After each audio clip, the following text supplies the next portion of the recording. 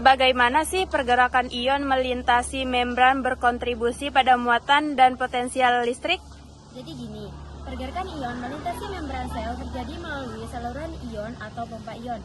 Ketika ion bermuatan positif seperti Na+ atau K+, dan negatif seperti Cl-, bergerak tidak seimbang antara sisi dalam dan luar sel. Timbul perbedaan muatan listrik di kedua sisi membran.